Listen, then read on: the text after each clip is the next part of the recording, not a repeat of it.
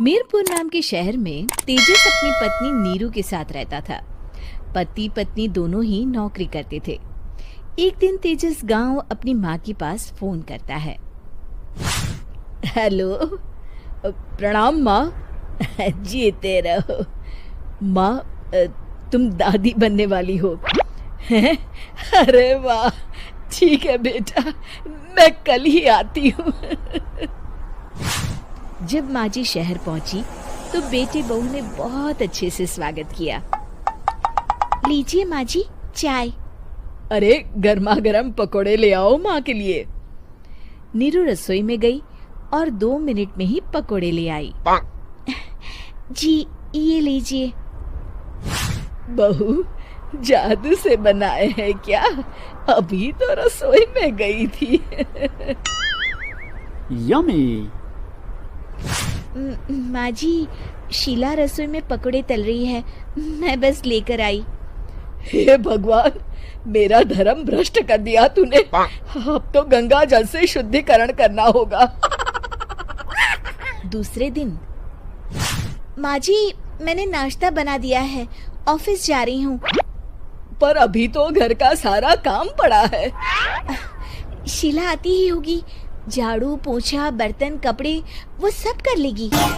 हमारे जमाने में घर का सारा काम हम ही करते थे। जी माँ जी, आप बहुत होशियार हैं, मैं घर ऑफिस दोनों नहीं संभाल पाती। तो जरूरत क्या है घर से बाहर जाकर चाकरी करने की?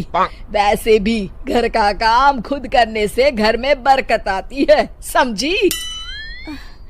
पर माँ जी। पर वर कुछ नहीं, इस महीने की पगार मिले फिर ऑफिस बंद है। हाँ। रात को नीरू तेजस से कहती है, सुनिए जी, माँ जी बोल रही थी कि मैं नौकरी छोड़ दूं। वैसे ठीक ही तो है, अभी तुम्हें आराम की जरूरत है। फिर भी आराम कहाँ, शीला को छुड़ाने के लिए बोल रही थी। तो अब 24 घंटे में इतना काम तो कर ही सकती हो। पर जॉब पसंद है मुझे, घर पर मन नहीं लगेगा।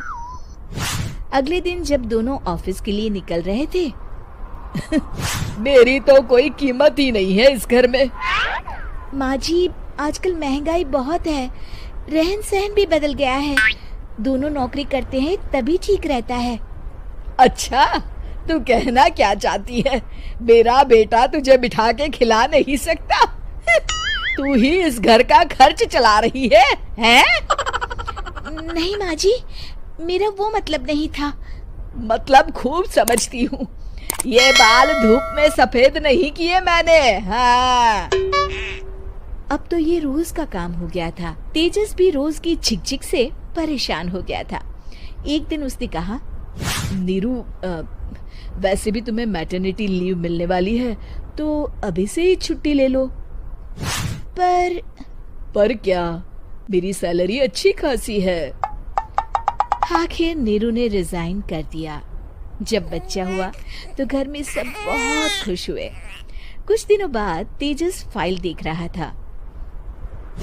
क्या हुआ तेजस, कुछ परेशान लग रहे हो? हाँ, वो हमारी जितनी सेविंग्स थी वो तो हॉस्पिटल में और छठी के फंक्शन में खत्म हो गई है नीरू।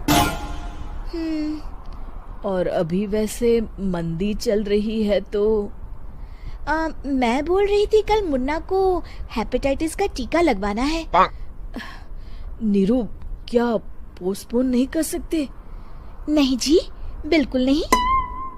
अब तेजस को समझ में आ रहा था कि उससे गलती हुई है। पैसों की कमी का असर घर के माहौल पर भी पड़ रहा था। अगले दिन, बेटा मेरा चश्मा और ये दवाइयाँ ले आना, पर्चा देते हुए माँ जी ने कहा। जी। तेजस, मुन्ना के लिए दूध का डिब्बा और डायपर भी ले आना, और ये किराने के सामान की लिस्ट है, इसे भी लाना है। तेजस गुस्से में लिस्ट मरोड़कर फेंकता है और चिल्लाता है, पैसे क्या पेड़ पर उगते हैं? ये ले आना, वो ले आना। अरे पर ये जरूरत का सामान ही है। वो गुस्से में बिना कुछ कहे ऑफिस चला गया। अरे लंच तो ले जाइए। नीरू दौड़कर डिब्बा पकड़ाती है। एक दिन खाना खाने के बाद, नीरू, अब तो मुन्ना कुछ बड़ा हो गया, तो अब तुम वापस ज्वाइन कर लो ना जॉब। पर इस रिसेशन में जॉब मिलना बहुत मुश्किल है। ट्राई तो करो। फिर मुन्ना, माँ जी है ना, और एक फुल टाइम मेड भी लगा लेंगे। पर माँ जी, उन्हें तो पसंद नहीं। तभी माँ जी वहाँ आ जाती है और प्यार से नीरू के सर पर हाथ फेरते हुए बोलती है, अब मेरी समझ में आ गया बहू, पहले के और अब के समय में अंतर है। तुम काम शुरू करो, मुन्ना की जिम्मेदारी मेरी। मेरी प्यारी माँ जी, ये कहकर नीरू उनके गले लग गई। शिक्षा, परिवर्तन संसार का नियम है, हमें भी समय के साथ चलना चाहिए। उम्मीद है कि आपको हमारी ये कहानी पसंद आई होगी। कृपया हमारे चैनल को सब्सक्राइब करें और सभी अपडेट्स के लिए बेल आइकन जरूर क्लिक करें। और हाँ, वीडियो लाइक और शेयर करना मत भूलिएगा। Bye bye. कंवारी ननद। अंजलि की उम्र लगभग 30 साल हो चुकी थी। वो एक स्कूल में टीचर की जॉब करती थी। अंजलि के घर में उसकी माँ के अलावा उसका छोटा भाई और भाभी भी रहा करते थे। 30 साल की उम्र होने के बाद भी अंजलि की अब तक शादी नहीं हुई थी।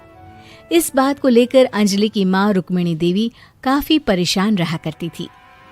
माँ, मैं स्कूल जा रही हूँ, जरा मेरा टिफिन तो दे दीजिए। अब क्या पूरी जिंदगी मैं तुझे टिफिन बनाकर देती रहूंगी? अरे कुछ सोचा भी अपने बारे में या बस ऐसे ही? क्या माँ, सुबह सुबह फिर वही बातें लेकर बैठ गई। माँ गलत क्या कह रही है अंजलि दीदी? इतनी उम्र हो चुकी है आपकी, माँ कब तक आपकी सेवा करती रहेंगी? भाभी, मैंने माँ को कब कहा कि मेरी सेवा करो? वैसे भी अपना टिफिन मैं खुद तैयार कर लेती हूँ, बस टेबल से उठाकर देने को ही तो कहा था। वैसे अंजलि दीदी, देखा जाए तो टिफिन उठाकर देने की उम्र तो आपकी है। आपका अपना घर परिवार बच्चे होते तो ये जिम्मेदारी आज आप पूरी कर रही होती। एक बात मेरी समझ में नहीं आती, अगर मेरी शादी नहीं हुई तो इसमें मेरी क्या गलती है, और तुम सब लोग मेरे पीछे क्यों पड़े रहते हो? अरे कुछ कहना क्या पीछे पड़े रहना होता है? अपने छोटे भाई को देख, तुझसे 3 साल छोटा है लेकिन 2 बच्चे खेल रहे हैं आंगन में। मुझे आप लोगों की कोई बात नहीं सुननी, जा रही हूँ मैं। और आप में से किसी को मेरा कोई काम करने की जरूरत नहीं है, मैं खुद संभाल लूंगी। इतना कहकर अंजलि वहां से चली जाती है। शाम को जब अंजलि अपने स्कूल से लौटकर घर वापस आती है तो उसने देखा कि पड़ोस वाली निर्मला चाची वहां पर बैठी हुई थी। क्या बात है अंजलि बिटिया, नौकरी करके वापस आ गई? जी चाची जी, कैसी हैं आप? मैं तो ठीक हूँ बेटा, तुम बताओ शादी के बारे में कुछ सोचा या नहीं? अरे रहने दीजिए ना, इससे तो शादी की बात करना ही बेकार है। कुछ भी कहो तो गुस्सा करती है, बात बात पर आंखें दिखाती है। माँ, आप ऐसा क्यों कह रही है? मैंने कब आप पर गुस्सा किया? अरे अंजलि बेटा, तुम्हारी माँ ठीक ही तो कहती है, 30 की होने आई हो, अब तुम्हें भी शादी वादी कर लेनी चाहिए। चाची जी, आप तो ऐसे कह रही हैं जैसे शादी करने से मैंने मना किया हो। रहने दीजिए निर्मला चाची, हमारी अंजलि दीदी को अभी तक उनकी पसंद का दूल्हा नहीं मिला ना, इसीलिए वो शादी नहीं कर रही। भाभी, ऐसी कोई बात नहीं है। अरे तो फिर क्या बात है? तुम्हारी माँ ने तुम्हारे लिए इतने रिश्ते ढूंढे लेकिन तुम्हें कोई पसंद ही नहीं आता। क्या है ना चाची जी, हमारी ननद रानी नौकरी जो करती है ऐसे ही थोड़ी ना किसी को पसंद कर लेंगी। अरे भाई, नौकरी का घमंड है तो बात अलग है, कोई और बात हो तो बताओ, कोई रास्ता निकाला जाए।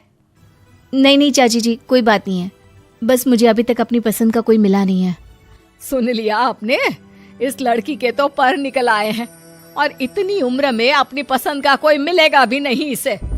माँ, आप मेरी शादी को लेकर हमेशा मुझे ताने क्यों मारती रहती हैं? अपनी माँ की बातें तो ताने लगती है। ताने हैं? बताओ, मैंने कुछ गलत कहा क्या? देखो, ये सब छोड़ो, मेरी दूर की बुआ का बेटा है, उसकी अभी शादी नहीं हुई है, उम्र होगी कोई 34-35 साल। आप कहें तो बात आगे बढ़ाऊं? अरे हाँ हाँ, क्यों नहीं, ये भी कोई पूछने की बात है।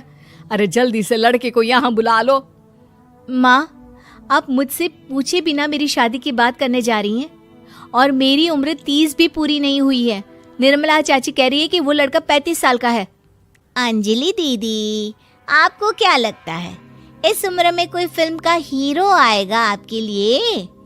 देखिए, अब पसंद और नापसंद की बात तो रहने दीजिए।